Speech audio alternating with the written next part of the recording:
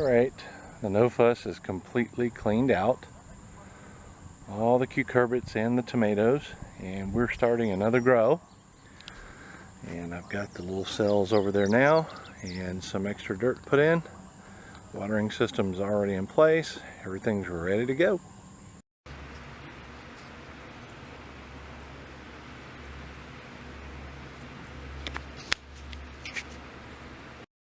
Now I'm out here planting using this as a top dressing, and it'll also go in my no-fuss garden, which will be in the next video or so. Alright, everything is planted up. We got a new start for summer 2 is what I'm calling it, summer 2 grow. And I've got the watering on right now. You can see in various locations water going. Yep, I'm excited about this grow too. I'm going to take you inside now and show you what I got planted. Alright, I'm in Excel. This is a favorite product of mine for planning of all different kinds. I either use Excel or Access. I used to program in Access, actually. It's a database. Anyway, what we're going to look at here are the 5 different rows.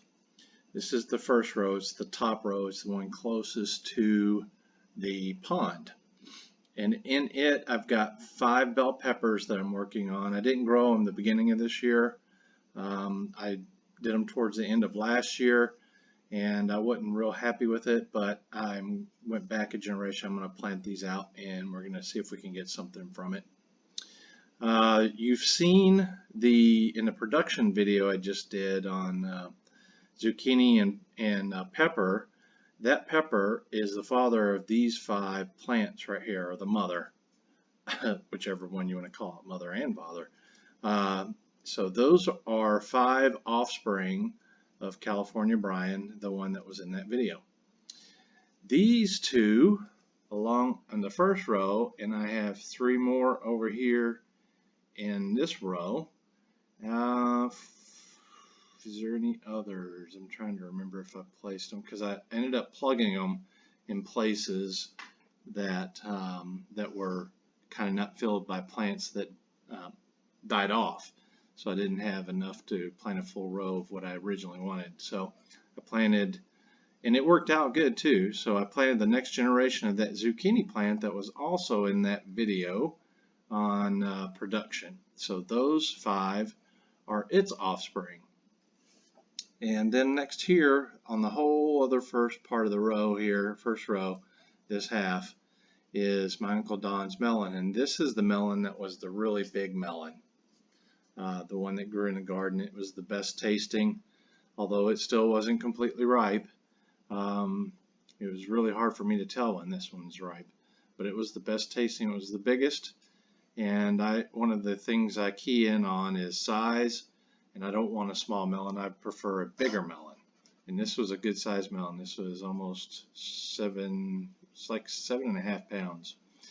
Anyway, I might inject I think I will. I'll inject a little video on this melon right here, or some video in this video of that melon. The next row here, the row 2, are almost completely, except for 2 originals here of Madison's Cross. These are all Madison's Choice, and the ones that are highlighted here, the early prolific was the mother plant, and Madison's Cross was the pollen donor. And the flip side here, Madison's Cross was the mother, and early prolific was the pollen donor. So what I'm doing here is I'm going to see if there's a difference between the 2. The next row, we've got 2 Listada de Gandias here that were out there originally, and I pulled them, I yanked them up. I didn't get, I thought the root came up, but it broke at the very base, and it's growing back 2 more. So I'm going to go ahead and let them grow out and see what they do. I'm trying 2 more varieties here that I may cross with. One's called Camo, and the other one's called Matoyo.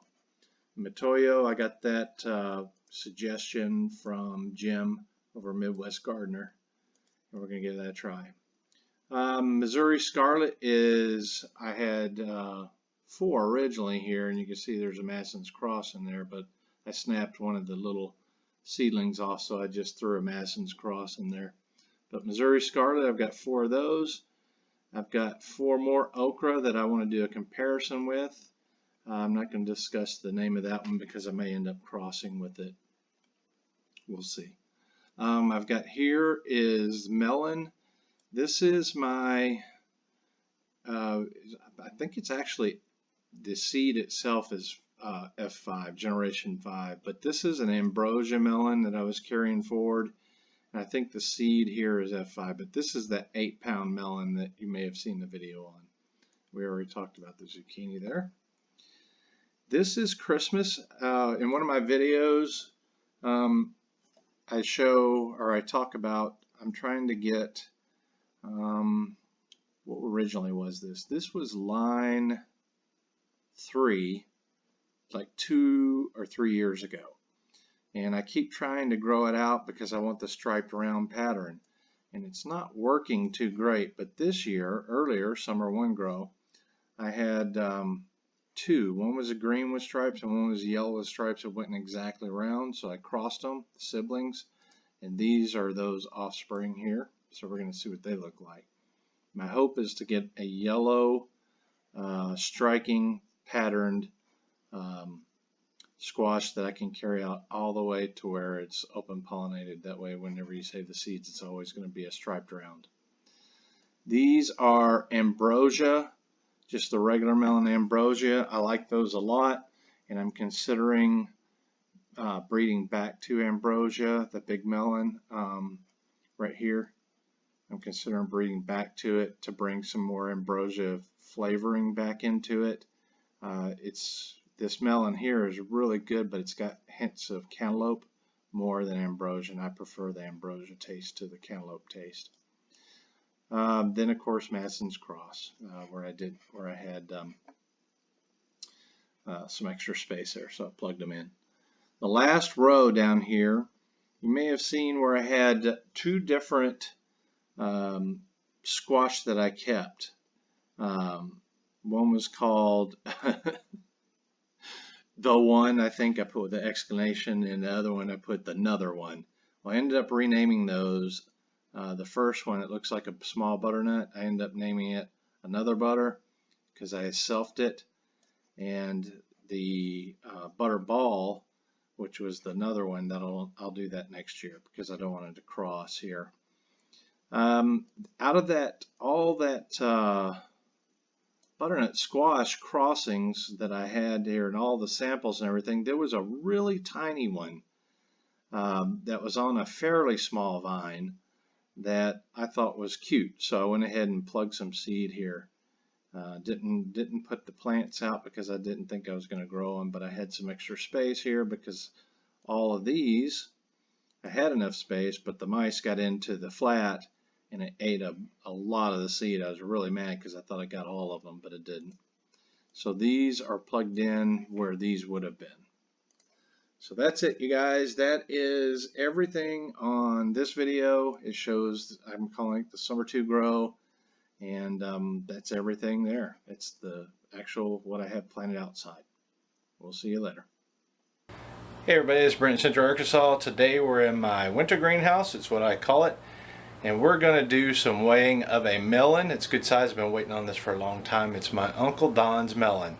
I don't know what kind of melon this is. Could be a cassava, could be a canary, could be something else. If you have thoughts on what it might be, go ahead and let me know. So let's get to weighing some melon. We're only going to weigh the big one here. So I've got my scale here. Let's turn it on. And there we go, zeroed out.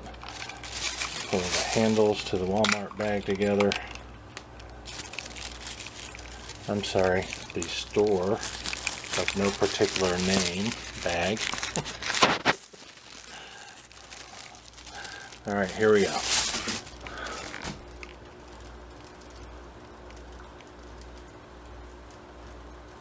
$7.35. That is a big melon. That is a pretty good melon. I like that a lot. So we're going to be saving seed from this one. And this is the big one. And I really like that it's got a small seed cavity. Look at the size of the meat there. on both sides. I mean, not small, but for this size it is.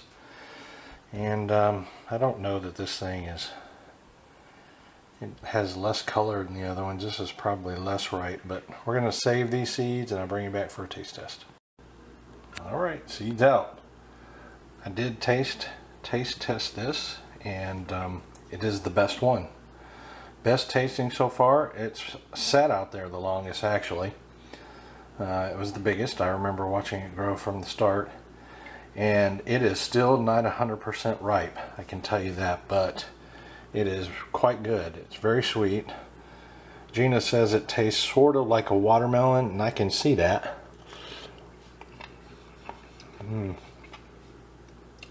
The texture is a lot smoother now that, you know, because this one's older, it's not as coarse. Almost like a pear. Maybe a little softer than a pear. Nothing like a muskmelon, cantaloupe, you know, something you're typical to taste.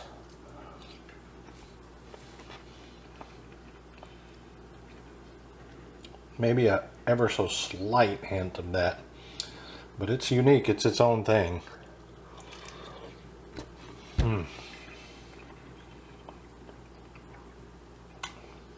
I like it. We'll see you later. Maybe next generation I'll get a completely ripe one. We can do a little better taste test. Brent, we'll see you later. Well, that wraps up this video. If you guys enjoyed the video, please comment, like, and subscribe. In order to subscribe, all you got to do is click the button here. You'll put a check mark next to it. If you want to get notification the next time I make a video, click on the bell here. Check here and hit save. You guys take care.